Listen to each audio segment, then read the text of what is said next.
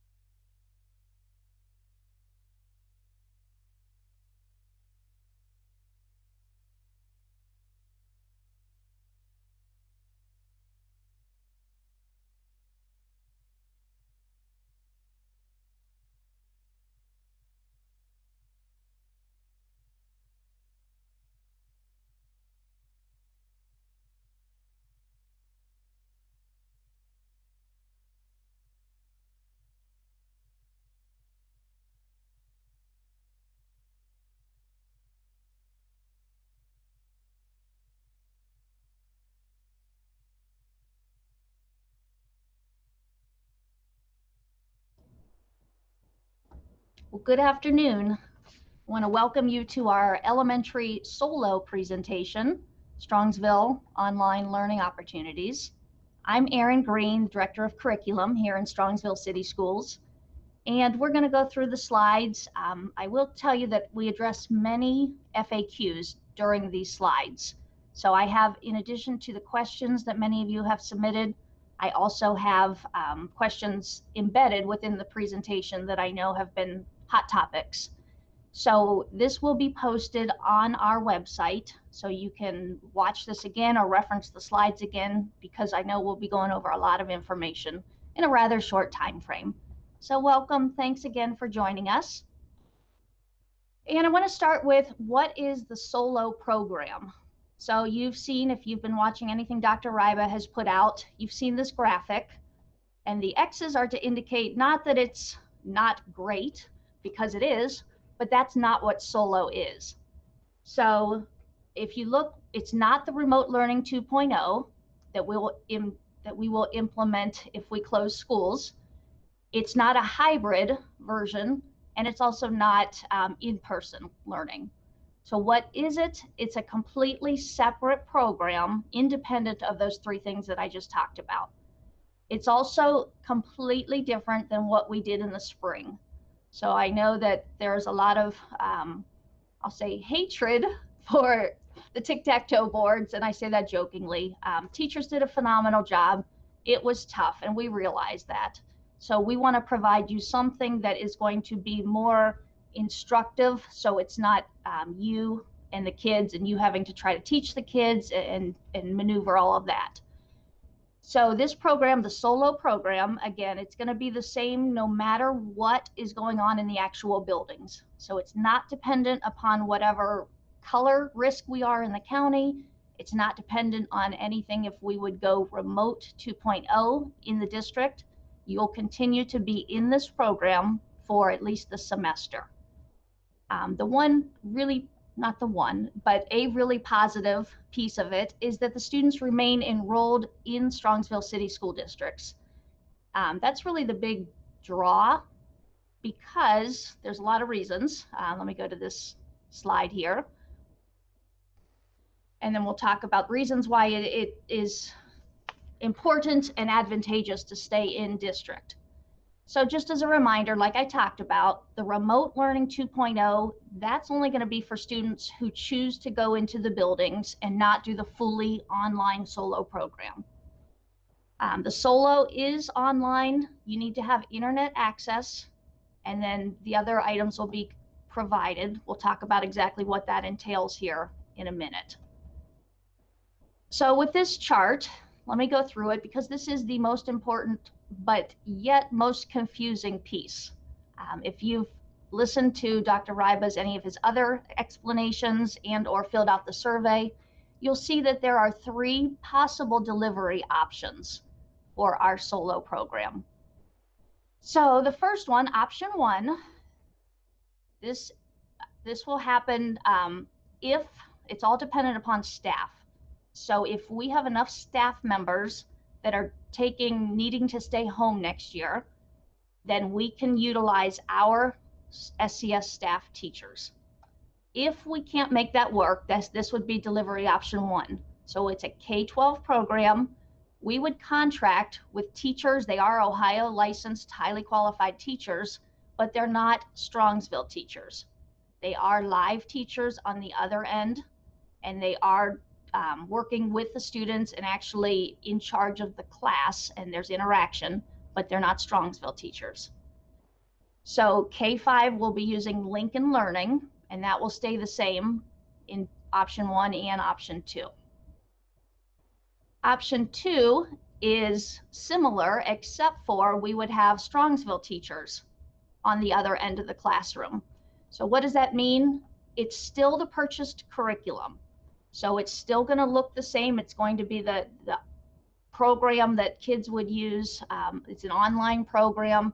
It's not developed by Strongsville teachers. However, it is a complete program of grade level standards that they work through.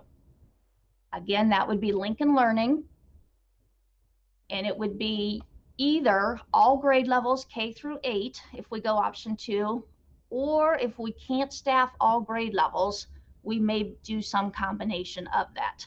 So that's why there's a delay in us announcing which route we're going with, is we have to first determine who's going to be back in our district in person next year, speaking both staff and students.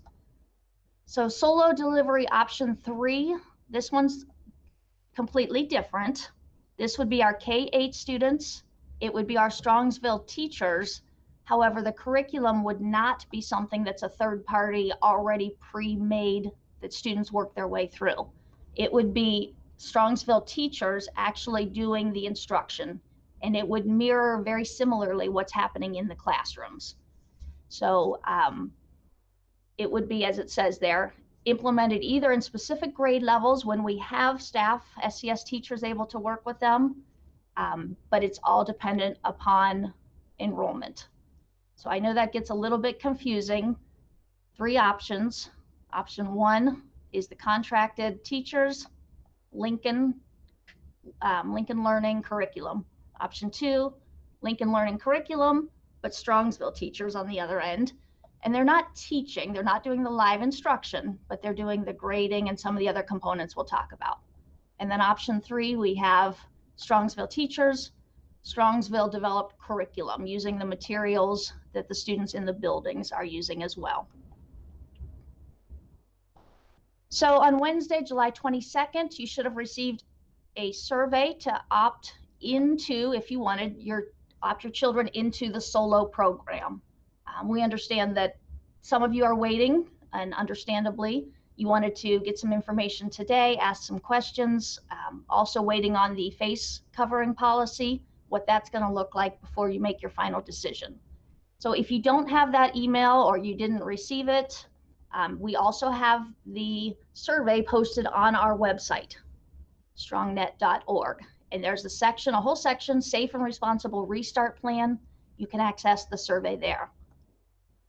The enrollment window for declaring that you want to be in the solo program will be Friday, July 31st, so Friday of this week.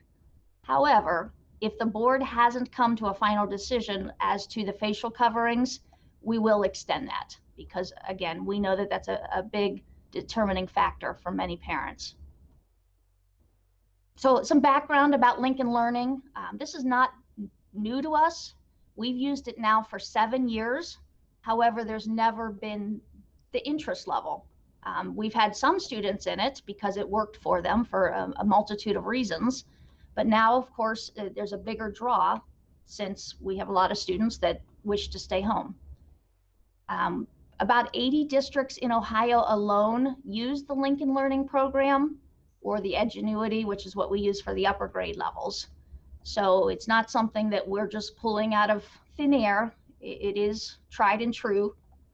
And all the courses are Ohio aligned, which is important. So requirements for enrolling, we are asking that if you enroll, it needs to be for a semester at a time. To keep the continuity, to keep the class sizes, the caps, the teaching, the social distancing, all of that, we need to have a semester commitment at a time.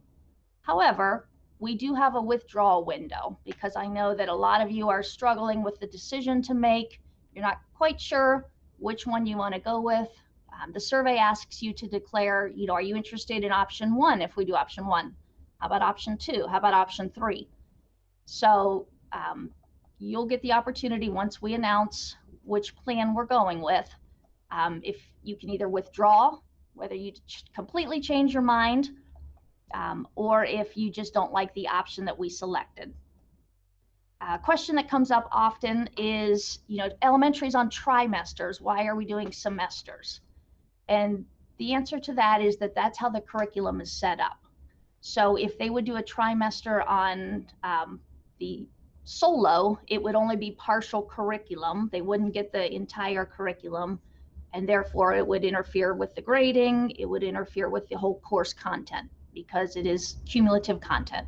So we want to make sure that the course content they're getting is comprehensive. Can students, once the semester's over, can they jump back into the classroom in the building and, be at a good point to know what's going on? The answer to that is yes. So again, we're doing the same grade level standards. The materials may be a little bit different. So dependent upon which version we go with, Solo 1, Solo 2, or Solo 3, they may be using different materials. So it would be a Go Math workbook in the classroom, which they've used in years past, most likely if they've been here. But they would already have the background knowledge. So again, I don't anticipate gaps in knowledge. I will say the pacing isn't exactly the same, meaning day to day, it doesn't match exactly. However, your overall building of skills, that is going to match.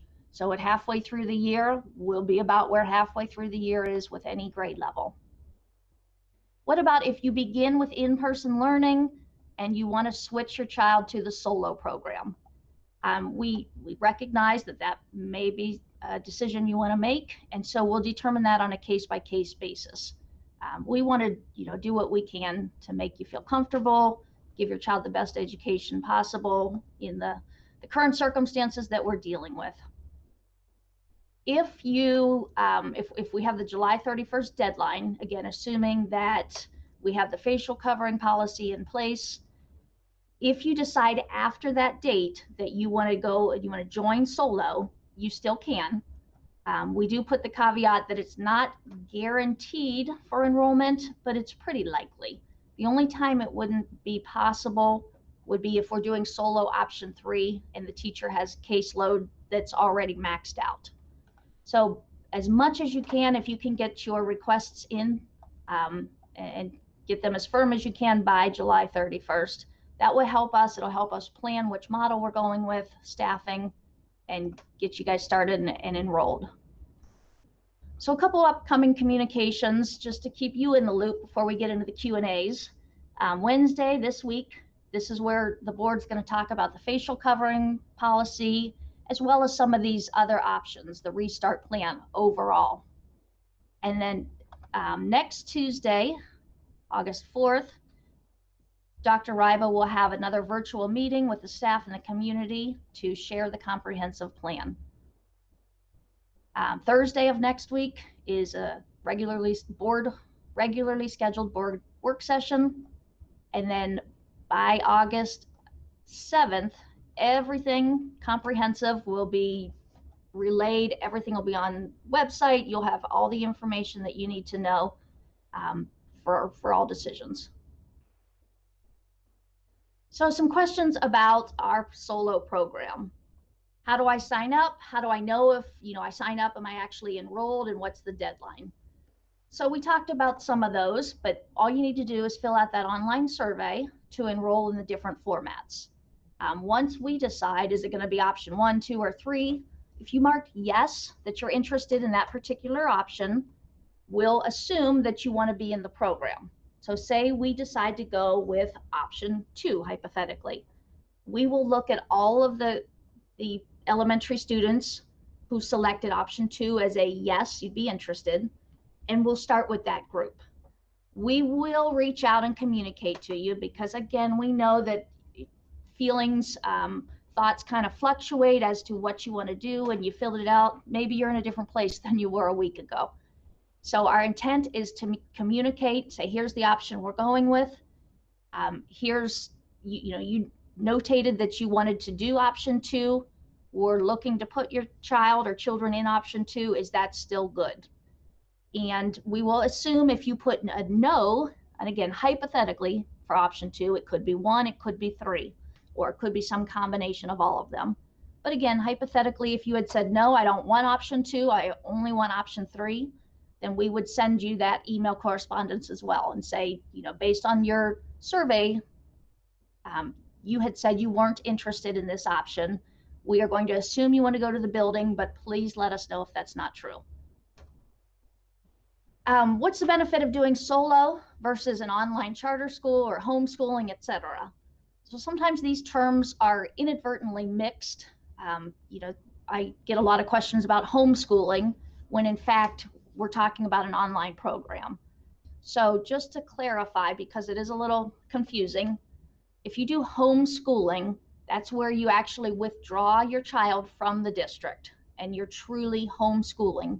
So you're determining the curriculum, you're determining what that looks like, what that entails, and you submit to the superintendent an intent to homeschool packet.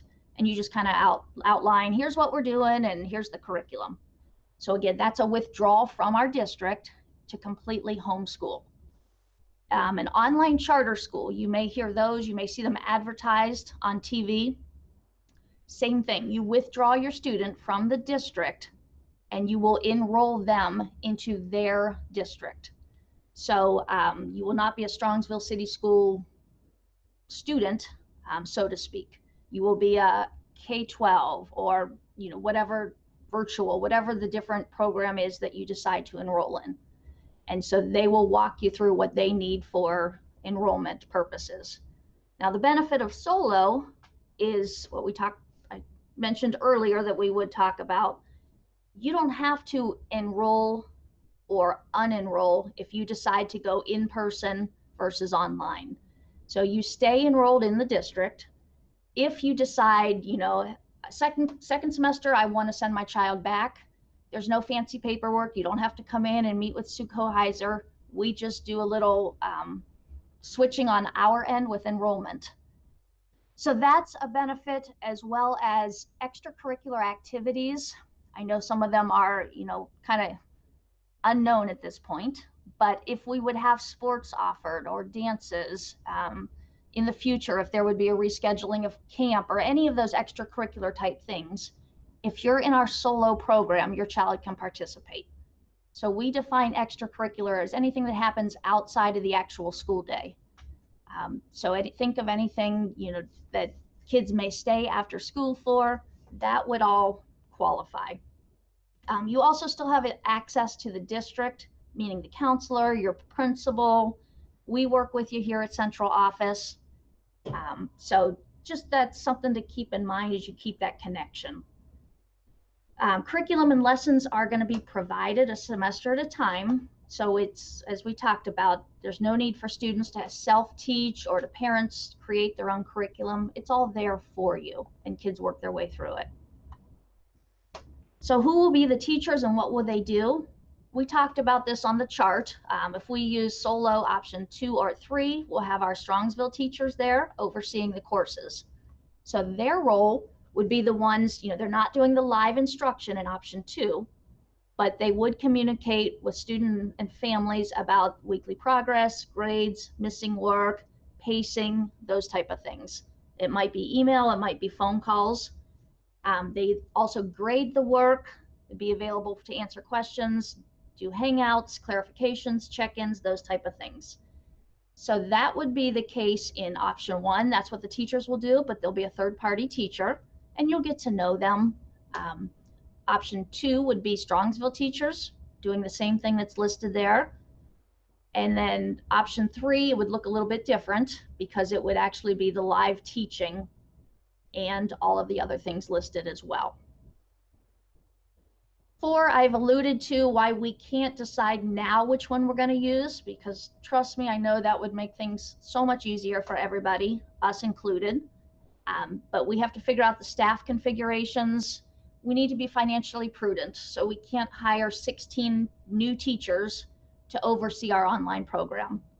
We wish we could, because then we could do an option 3 for everybody, but it's not feasible.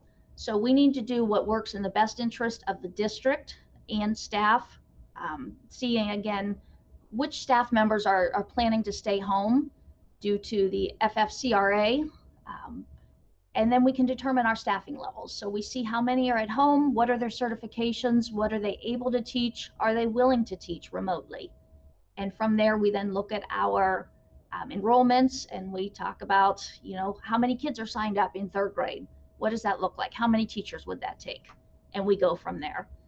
So the big date there is we plan to communicate our decision whether we're doing solo 1, 2, 3, or what combination thereof on August 3rd. So again, it's very helpful if you can fill out the survey by Friday to the best of your ability, just so we can then kind of plan as far as which option we intend to use. So curriculum, what's it like? Can I see a preview? As we talked about, it's already pre-built. So it's covering Ohio standards in the specific grade level, in the specific subject area. So it's going to be the same content they would get if they were in the classroom. It just may be different materials that they're using to learn from. And again, talked about the pacing might be a little bit different, but they're going to cover the same standards. So as this is posted, you can click on the link there, and what it does is it gives you a little demo of the platform. So it's an animated model that's going through. She's talking kind of like a Bitmoji type girl, and she's going through and she's talking and showing you what the platform looks like, and that's going to be the type of lessons that you'll see. So they're interactive and engaging. It's not just, here's a book, read it online, because we know with our youngest learners especially, they need to be actively engaged. I know there are lots and lots of questions about students with IEPs and or 504 plans, and are they able to do the solo program? So the short answer is it's on a case-by-case basis. So we will have to look at, we'll use the special education coordinators for the buildings and or guidance counselors if it's a 504. But we need to make sure it's the best fit, make sure it's appropriate for your child. Obviously with an IEP, we have very individualized needs for each student, and we have to ensure that that's something that is in the best interest and least restrictive environment and all of the things that go along with IEPs and 504s. I will say 504s are a little bit easier to enroll in solo because traditionally it's accommodations that need to be made. And we can make accommodations in the solo program. However, they don't provide specially designed instruction. So we have to look at what that entails, what the goals are, what the least restrictive environment is. And so if you are interested in the program, you're not sure, you have an IEP or 504, your child does, go ahead and sign them up. And then somebody from the special education office will reach out next week and kind of touch base with you, determine, an IEP team meeting virtually, talk about next steps. Additionally, we have a parent and a staff work group dedicated to special education. They've met and they will continue to meet to determine specifics. So I know a lot of you want specifics, and very understandable, but what will therapies look like? Will they be in person? Will they be virtual? How will that work? What's progress monitoring, data collection, all of that stuff? How do we do that? How do we configure it? That's all things that the committee's talking about and working with so that we can best educate your child. So we don't have final, clear-cut, black and white decisions that we can announce at this point. However, we can say that Lincoln Learning, they don't offer special education, specially designed instruction. So any services provided will be from our SCS staff. So again, if you're interested and you're not sure if it's the best placement, go ahead and sign up, and we'll have somebody reach out in the next week to talk about options for you. Honors and gifted courses, what about English learners? Will they receive services, title services, those type of things? So unfortunately, we can't create an in-person experience, something you'd get in the building when we're doing completely remote. There's going to be some trade-offs, but we intend to do the most we can, but again, there's some constraints. So with gifted, I know that we have gifted services in math in grades 3, 4, and 5. If we offer solo options 1 or 2, we will not have gifted math services. Potentially, we may be able to offer them in the option 3 of solo. Again, that's staff dependent. Middle school, we can skip that part as well as the high school part. As far as English learner services, again, that's going to be dependent upon what we can offer. So we recognize the importance, absolutely, of all of these supplemental programs, but we're going to look on a student need basis for the English learners, see if it's something that we're able to provide supplementally. As far as title services, our title is it's building specific. We don't have district-wide or school-wide title funding. So because students aren't going to be in the buildings, we can't use the financial, the money that we receive to offer the services. In addition, we don't have the staffing to do both in person and online. So I know that's probably not what some of you want to hear, and I apologize, but again, that's the constraint we have with the situation we're in. If you would elect to go back second semester, if you're in a Title I building, if you would qualify for services, you could pick back up at that point. You will have, number 8, access to supplemental software. So Lexia, you're probably familiar with that if you've been in our district. It's a great supplemental resource that helps with the phonics and the phonemic awareness, the beginning to read, all of the things that Title, as well as our phenomenal, basically K2 teachers, spend a lot of time focused on. So if you will have access to that, it's not mandatory that students complete it because they'll be doing their online work, but we highly recommend it to just spend some time on that because there's a high payoff in growth for that. Same with the RAS kids. We can offer that on a requested basis as well. So if it's something that you use and you like and you want, and you're doing the solo program, we can work that out so that you have access to that. As far as state testing, and I'll include in this our Ames web testing, our KRA for kindergartners, all of that, we still do have to have students test. So if you have a 3rd, 4th, or 5th grader, they're slated to take the state tests in the spring, we still will have to have them take the tests. So it may look different, because we will bring the student in, we will find a way, we'll keep them socially distant or isolated probably, and have them take the test. As far as the diagnostic, which is what we use Ames Web for, we need to figure out a plan to get kids tested because these things are state laws that we have to test all kids and determine where they are in relation to grade level standards. We use Ames Web as one of the acceptable diagnostic test measures. So we need to come up with a plan once we know how many students in each grade level are taking part in our solo program. Same with the kindergarten readiness assessment. Because we're not doing the kindergarten screening ahead of time like we've done in previous years, we will also need to figure out a way to do the KRA assessment and some of the other health screenings for students. So the short answer is yes, we need to do them. The expanded answer is we'll figure out exactly what that looks like, keeping in mind, of course, that you have kids not coming into the building for a reason. So how can we do it to continue to keep kids safe and not exposed and isolated from other kids?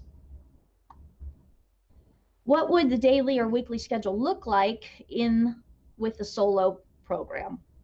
So assuming, again, this is talking about solo 1 or 2, the courses are going to be self-paced. They have things with video lessons, simulations, activities, and offline work. So it's all there for you. The kids just need to work through it, and it gives you, they're very specific and wonderful about pacing it out for you. So they'll say you need to do 18 lessons this week, and that's your target. If you do those 18 lessons, you're on track. You'll be in a good place at the end of the year or the end of the semester to have completed all of the work. They give a general recommendation of an hour a day per course. However, that's not all online work. We know younger kids especially, but adults as well, it would be really hard to sit on a computer for 3-4 hours a day and do constant work. So that's why we have the supplemental materials, the workbooks and some of the reading books. There's hands-on kits for some of the science and the social studies. So a lot of it, especially I'll give the caveat, the younger the student, the less online time there is.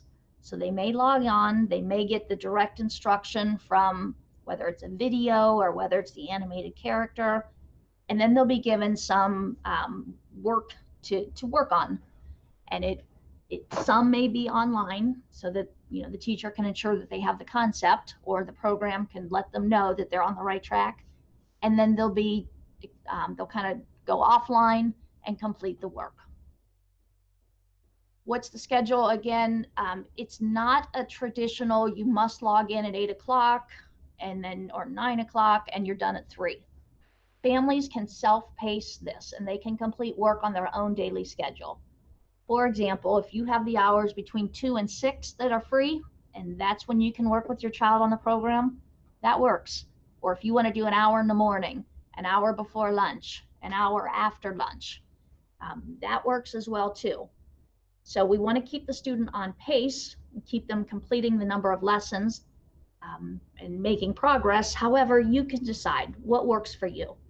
If you know your child can't sit there or can't do 3-4 hours of continuous work, whether it's online, offline, then you can break it up.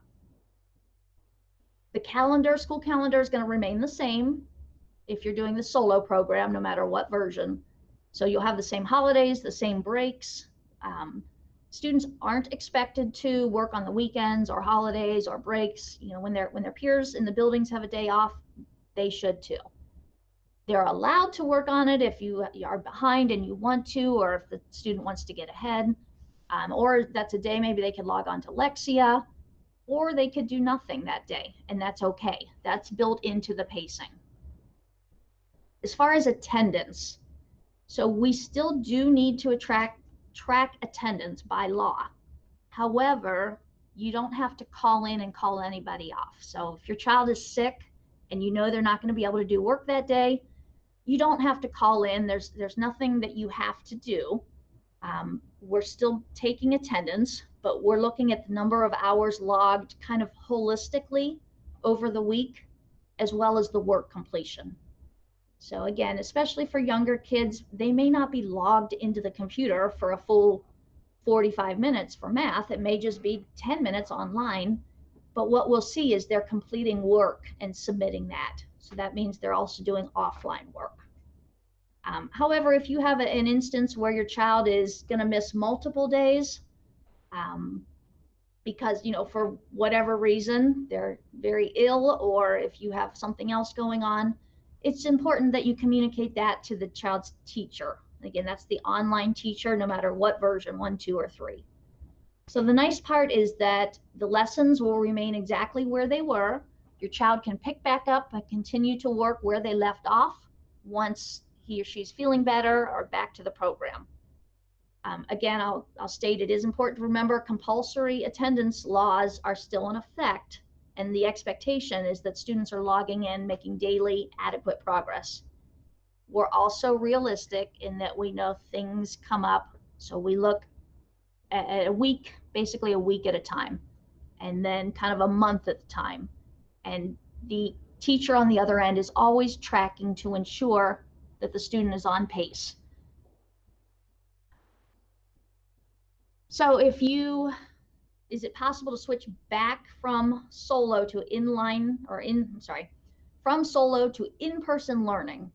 Again, we ask for a semester at a time. So once they start the program, we need them to stay in for a semester, and then second semester they can go back to the building. The other scenario, what if they start in person and want to go into the solo program? Like we talked about, probably you need to reach out to the building principal first, and then they'll get in contact with us and ensure that there's room, depending on which option we go with. So another popular question are the materials. What do you need to provide, and is a computer provided? So for K-8, there are a lot of supplemental learning materials, meaning not everything's done online.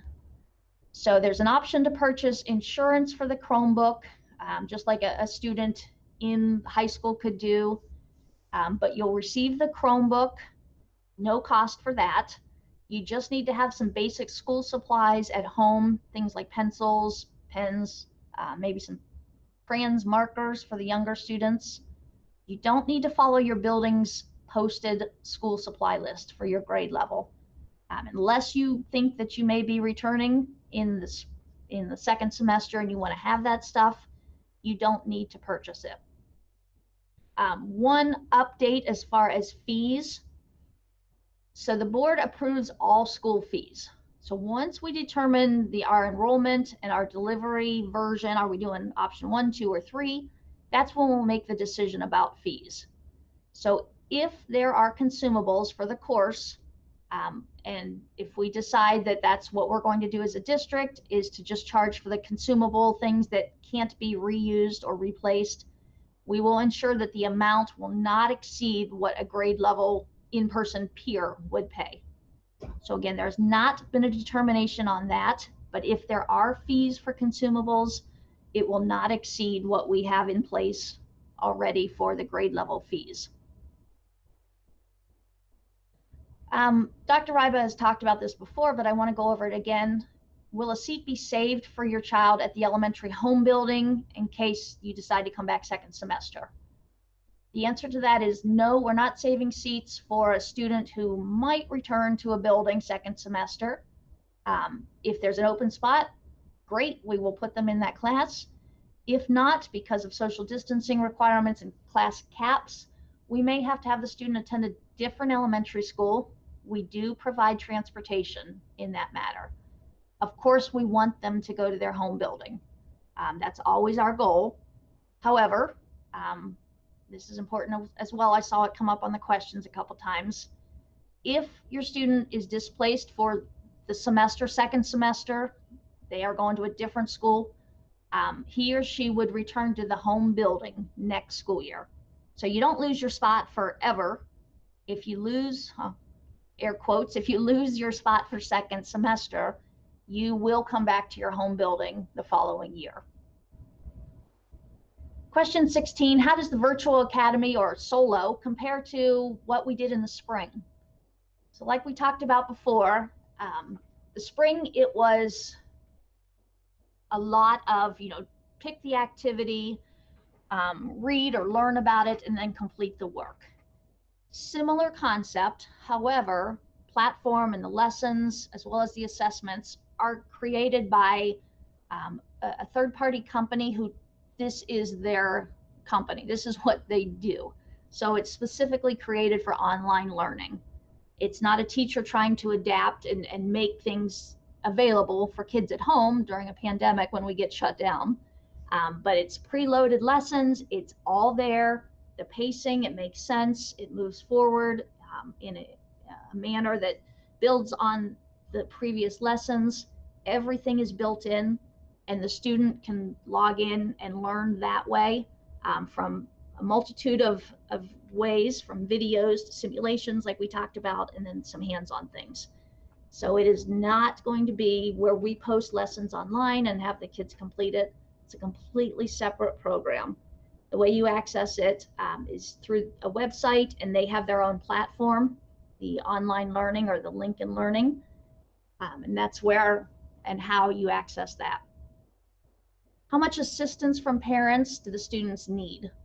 So while it is designed to be self-paced and at the student's developmental level, anybody with young kids, which is probably everybody listening, you know that kids need support in order to attend to the lessons, in order to complete the tasks. So it's not intended to be, a completely independent program where the kid can sit and, your first grader will sit on the computer and 4 hours later their school is done.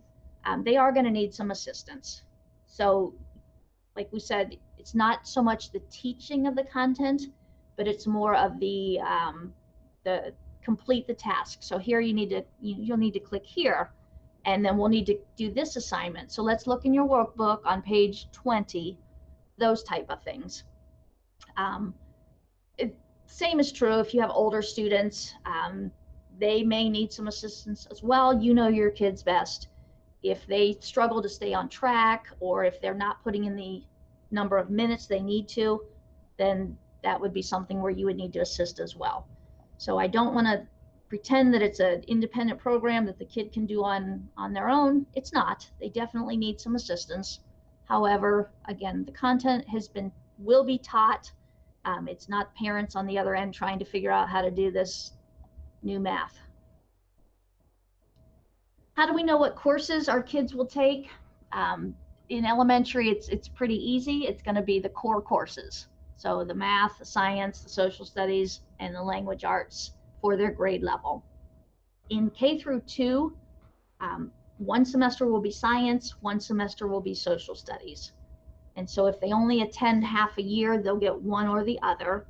That mirrors what we do in the younger grades, in that we tend to switch out and do science and or social studies in different trimesters or different months even. And so much of it is embedded within the reading block. So even if they're not specifically working on science, so to speak, some of the reading that they may be doing may be nonfiction about whales or whatever the topic might be that would relate. Any live teaching in the solo, again, that would only be in option 3 for grades K to 8.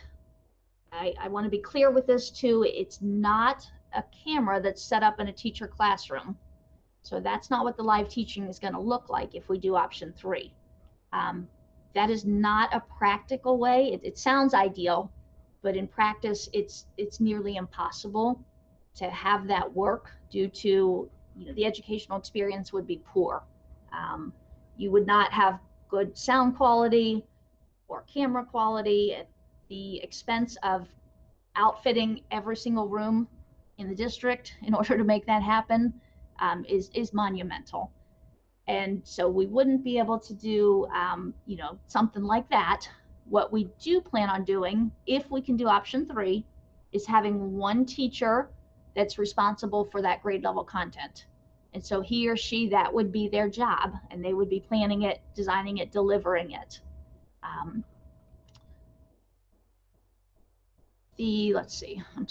The Google Meets, we will have some sort of, in all versions, you're going to have interaction with the teachers. It's not the live interaction as far as the teaching, but you can absolutely talk on the phone with the teachers. You can talk via the webcam, email. All of those are options. They can help you with any concepts that your child may be struggling with, or if you want to reach out to them and they can share some ideas and thoughts with you. And then if we do option 2 or 3, we will have some small group interactions, either one-on-one or a second grade Google Meet, if that's, for example, second grade. So again, the short answer is no in options 1 and 2. However, option 3, there would be. There's some areas, some ways in which we could do some live check-ins for options 1 and 2 as well. How do you know about progress? The teacher that's assigned in any option will be contacting the parent regularly. So that may be email, it may be phone, just depends kind of on your preference, and you will continue to get progress updates. You can log in at any time and see how far your child is, what their current grade is, how many assignments they've completed. Anything that you need to know is right there on the platform for you. So it won't be through Pass that you may be used to logging in and looking. However, similar experience, just going on to the actual website of the program. Are we going to train? Yes, there'll be a virtual student orientation, especially for elementary. The parents, of course, would be involved as well. So that will be after we have figured out, again, enrollment and what the solo program is going to look like. We will offer this training probably, I'm guessing, late August, that first week that we're looking to start. Our intent is to start the week of August 24th, which is when all the peers are starting. So we're not intending to start any earlier. We'll still give them the week of the 17th to kind of get acclimated. That's when I'm suspecting that they'll get their Chromebook, materials, kind of do the orientation. They can log in, make sure that they're able to log in and get the feel for it. How would they get these materials? As I just mentioned, we will have them at the building for pickup. So we need to order them, which is again important, why we need to know which solo option you're interested in. Once we tell you and you know, we'll get them registered. We'll get any consumable materials as well as the Chromebooks. and we will schedule that with you so you can come and pick them up at the building. Question 23 has to do with math, and if you have a student that's supposed to be in the gifted math in 3rd, 4th, or 5th grade, if they come back 2nd semester, can they jump into the gifted math? Yes, they can. A question about full day kindergarten, which is a very big question. If you've registered your child in full day kindergarten, should you change them to half day? Yes, but you don't have to do it. So if you decide to do the solo program, we will automatically make that change to make your child in the system a half-day student. What that means is you will get your deposit back for the full day, and that you won't be charged for the year for the full day kindergarten. Whether you're half-day or full day signed up, your solo experience will be exactly the same. So we don't want to charge you for the same experience in the solo curriculum as half day or full day. It's all the same.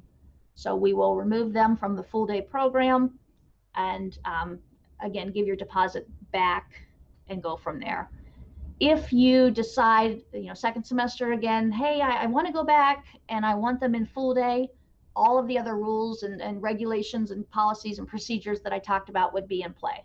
We'll prorate the tuition. We would look to try to get them in the home building. If we couldn't, you would have the option, do you want to have them transported to a different building and have them bused, and then go from there. A couple more questions here. If I didn't opt them into busing, but I decide 2nd semester that I do want to go back to the building, can you still opt into busing? And yes, you can contact transportation, or I talked to Dr. Ryba today. He said he's actually going to send another survey out in November to everybody. So if you opted in to transportation, then you're good for the whole year. If you did not opt in because you're doing the solo program, then you can have that option in November once you decide 2nd semester what you're doing to go ahead and opt in. Principals will be back next Monday. So I know a lot of you have questions. Building secretaries and principals, I'll say they've been off, but they haven't because principals are working every day to try and get everything set up for us and get the right configurations of social distancing and what everything's going to look like. So if you're looking to contact them, they'll be in Monday. Counselors, if you need a counselor, they'll be back kind of that 3rd week in August when staff is back. If you want the full offerings of what can be offered in Lincoln Learning, the link there you'll be able to click on. There are some what we'll call special areas or electives. If your child is interested in doing one of those, we will allow one of those as well. So there's an art, there's a music, there's a PE, I think some intro to the foreign language. If that's something that you think your child would want to do, they don't have to, but they absolutely can, and we can get them signed up for that. Again, that'll be part of when we reach out to you to say, here's the solo option. Are you interested? Here's the classes. What do you want? How does the grading work with Lincoln? So there are unit tests. Think of those like chapter tests as you go. No final exams. They don't have any time limits for assessments, so they can spend their, take the time they need. They can use notes. So if they've taken some notes on things, especially, for upper grade levels, that's something that they can use. And then K2, is they're standards based. So even though you'll see, and we will get a report that has a grade percentage and a grade letter attached to it, we'll convert that. So if your child had an 85%, we will enter that as an M, meeting standard. So below or on the screen here, you can see this is what we use for our grading scale for K1 and 2 with regards to the standards. So you'll get kind of an overall, I'll call it a grade, but an overall letter for indicating the progress on that in the course. Student learning advocate is something you may hear about. It's what the program offers, and we've had really great relationships with the student learning advocates from the company. They're basically a liaison between the program, the curriculum, the teachers, if we're using contracted teachers, and the parents. So they're the ones typically that reach out and make the phone calls and make the introductions. It may look a little bit different if we're doing version 2 or 3, but we will still have student learning advocates definitely in solo version 2. So that's just in case you're doing any reading or you hear about that, that's who that is. It's just another point of contact to help us all navigate through this. Question about, is there going to be an effort on the district part to facilitate a community of families that are opting for the solo program in order to provide that social aspect? We are not as a district going to initiate that. By default, the program is online, it's individual. However, I have seen on some of the pages on Facebook and some other areas that some buildings are looking to do that. They're putting out, hey, is anyone going to do the solo program? You know, do you want to form a small group or at least have a hangout here and there?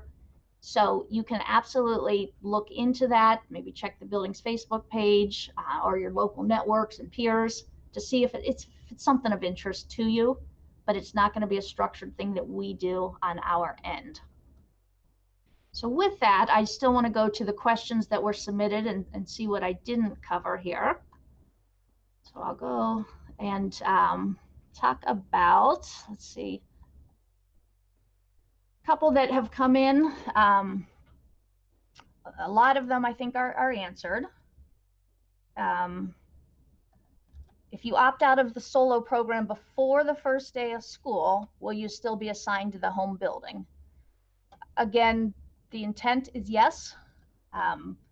We do have to have a way to make our contacts and make our class lists and divide them up and get everything ready. We really want to have you at your home building. So the earlier you decide if you're going to opt out, the earlier you opt out, the more chance you have of being in the home building.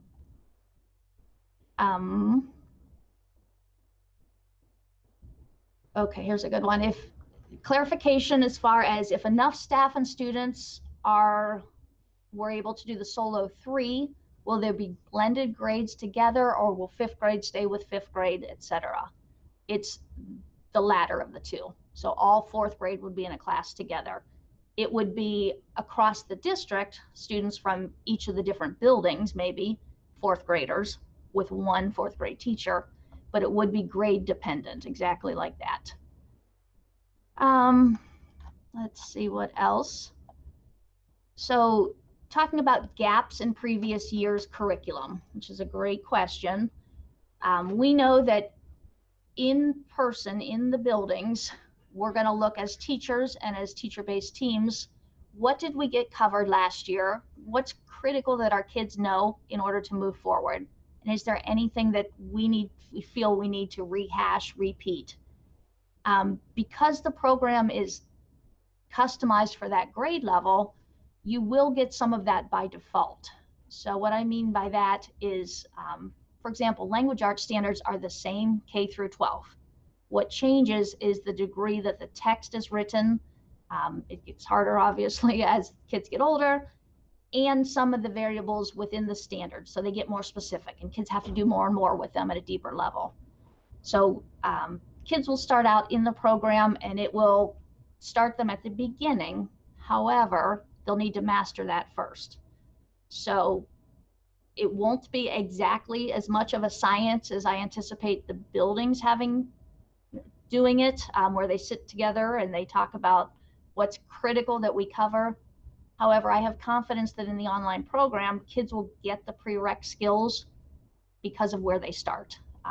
Since it's self-paced, kids can move through the program either quicker if they know the material or a little bit slower. So they may need to take a little bit more time on a concept, but they should be able to catch on. That's something also teachers would have office hours.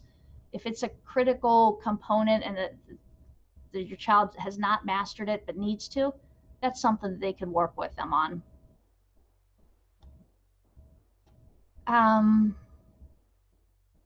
Talked about that, talked about IEPs.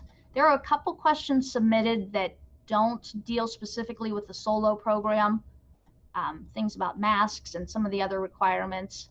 I will forward those on to the appropriate person via email, and you should get a response that way, about social distancing, those type of things. Talked about the kits and the cost, student fees. Those would be by semester. So that's a great question as well. If we do end up charging any fees for any consumables, you would pay for the semester at a time. And again, it would not be any more than what a student pays, basically cut in half because of semesters. There's a question that asks about recommendations for what type of computer they can use if you want to buy your own. Because we're providing everybody a Chromebook, it's not something that you have to do. If you wanted to do that, and again, you absolutely do not need to, because it's all web-based, I would just say anything that you could use a Chrome web browser on. It doesn't have to be Chrome. However, we're able to better support it on our end if it is a Chrome web browser. We can do some tech support, but if it's different on, if you're using a different computer than what we've issued, it makes it very challenging. So we don't have any specific recommendations for what would need to be purchased. Is it required? Students are required minutes or a certain amount of work per day. So if they complete the assignment early, do they actually have to just sit in front of the computer even though they finish the assignments? No. So it's nice with the online learning because we look at two things. We look at the minutes and the time spent, as well as the number of assignments completed and the pacing. In addition, are they completed well? So it's not just submit, and everything's wrong. However, we blend that all together. And so if you're done with the assignment, your child's done with the assignment, and they haven't put in the full hour that day, that's okay, as long as they're on pace. Or the other option is they can go ahead. That's kind of the beauty with this. If they want to jump to the next lesson and get ahead with their pacing, they absolutely can do that as well. Let me see if there's anything else here. They do have access to guidance counselors, so you can call and talk with a guidance counselor. As far as direct services, again, that makes it challenging because of the in-person portion. I don't want to speak in absolutes in terms of guidance. It would depend on a whole host of things, such as what exactly we're talking about. But absolutely, you can still email or contact the school guidance counselor and ask those questions if you have some. A semester is how many months? It's roughly right before winter break. So it's December. Typically, we end the semester before we go on break. And then the new semester would start in the new year. Will kids, if we do shut down the whole district, and we would be in purple or whatever the case would be, and kids that are in the building, they go remote, the question is, will they do this program? And that answer is no. This is not a program that it's easy to hop in and hop out because of it's all paced out, as I keep talking about. So it's systematic in that you're building on content and learning, and it's paced. It's really challenging for a kid to jump in for a week because it might not be something they need, or it might not be a skill that they've covered yet, and they need the prereq skills. So that's why we're asking for the semester semester at a time enrollment. So they would do remote learning 2.0, which is teachers, their actual classroom teacher, doing assignments and work with them. How many have signed up for the solo is one of the questions. Like I said, I think after today and after Wednesday, we'll get a whole lot more. It's hard to count because there's a lot of variables. It's, yes, if it's option 1, yes, if it's option 2, no, if it's option 3, or backwards, I only want option 3. So I would, the general guess is a couple hundred. We don't have specific numbers though yet because of so many different variables. If you have multiple children and decide to come back second semester, would they all go to the same school? What if there's a room at a homeschool for one and not the others? I think that would be kind of something you work with the principal on. Do you want them to all go to a different school? Probably not, but you might, so they'd ride the bus together. Do you want one to go? Probably not, but it was conversation that you would have. Again, we want to have everybody back in their home buildings. However, we can't make that guarantee because we just don't know what it's going to look like come January. Let me see if there's anything else here. Again, if you have a question that I didn't answer, or if you've emailed me in the last few days and you haven't received an answer, stand by because I plan to address all of those. Just getting, as you can imagine, inundated with lots of questions. So working through those, they're all usually very personalized questions to their child. So I will answer those. Again, I'll jump back here. If you have questions, email address is eringreen@scsmustangs.org. There is another teacher in the district that's E. Green, and so he's been getting a lot of emails lately about the solo program. So don't forget to put the Erin part as well.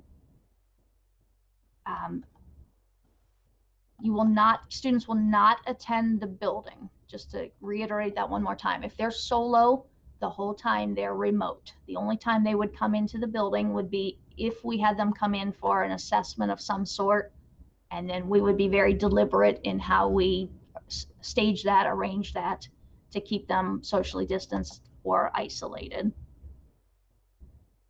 Okay, I believe I've answered the majority of them. I see some emails coming through, so there are questions that maybe you have that weren't submitted or I neglected to answer. Feel free, please email me. I promise I will respond. And if if you look on the screen there, we have the next thing. We have a next community conversation, August 4th. As we talked about, 18th will be the final community conversation for the summer. Everything's available on the website, including this. So the slides, as well as the actual presentation. If you know of somebody that wasn't able to tune in, or if you forget maybe what I said about some portion of this, it will be there to go back and review. So I do appreciate you tuning in. I appreciate the challenging decisions that you have ahead of you in deciding, solo, 1, 2, or 3, what's that look like? And semester 1, semester 2, all of that I know comes into play with the face coverings. And I don't envy you for your decisions, but please know we're working in the best interest of the students to provide them within our constraints that we have the very best education. We want to do absolutely everything we can to make this a great year for them. So that's our intent. And I know the board and as we said, the administration and lots of community groups have been working tirelessly to make that happen. So I appreciate everybody's help with that. And thank you for tuning in, and send me emails with questions that I didn't address. Thank you.